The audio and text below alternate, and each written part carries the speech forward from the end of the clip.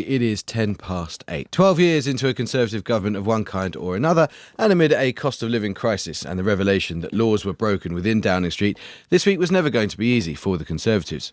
But there's no getting around the fact that losing nearly 500 seats and overall control of 11 councils represents a poor result for the governing party. Symbolic losses, particularly in the capital, will haunt them.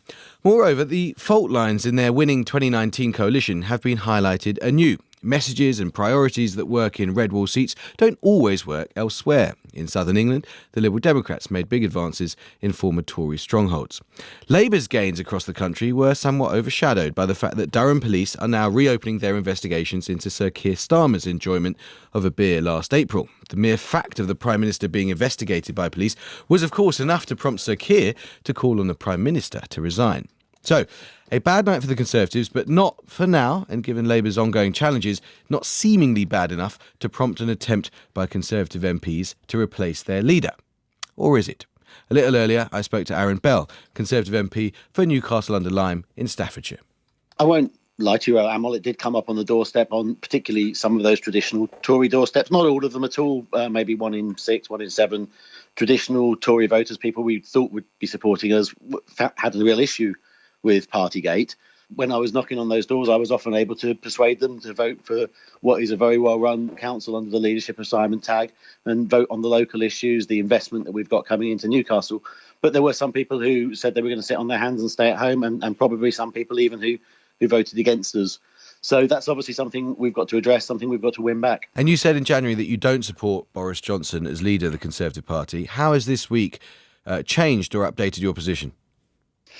My position in terms of putting my letter to Sir Graham Brady hasn't changed. It's not really up to me. It's up to my colleagues, and I'm sure when we get back to Westminster there'll be a discussion about that. What I do think is it needs to be brought to a head sooner rather than later, because I don't think we can continue having this hanging over the party for many more months to come with the Metropolitan Police and Sue Gray and then the Privileges Committee.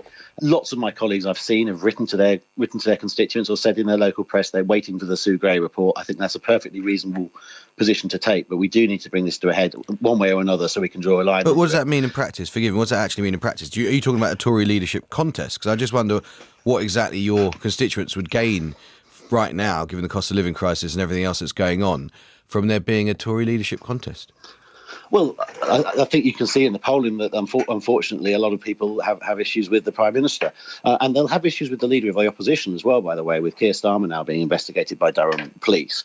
And there's no appetite for Keir Starmer up here in Newcastle-under-Lyme either.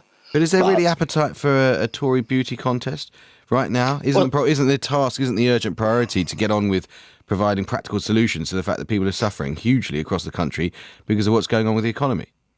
Well, absolutely. We need to address the cost of living as well. We've taken some steps on energy already. I was one of the people who pushed for the cut in fuel duty on motorists. People rely on their cars in Newcastle-under-Lyme. But yes, we'll need to do more if inflation continues to rise. It has done if the oil price continues to stay high. It's not about a beauty contest, though. It's about whether people who they want as Prime Minister. And I think we need to bring it to a head as a Conservative Party, because it's very debilitating having this going on the whole time. But given the very high probability, I'm sure you'd agree with this, that the Prime Minister would remain in post, there isn't an obvious successor unless you know something we don't. What's the point of such a leadership election? Well, I don't know that there's a high probability of that. As I say, we need to wait for the Sue Gray report. Lots of colleagues have said very plainly to their constituents that they were very disappointed by what happened in Downing Street, but they want to have all the facts before they make a judgment on that. I wouldn't want to speculate if it came to a vote of no confidence, but clearly there is a problem given that we just lost 500 seats across the country. Places like Scotland, Wales, obviously London and the South, but also places like Cumberland. We've had very bad results, and the fact that we've had some decent ones in Newcastle-under-Lyme, largely thanks to the hard work of our councillors, doesn't take away from that. Well, that was Aaron Bell, the Conservative MP for Newcastle-under-Lyme. Let's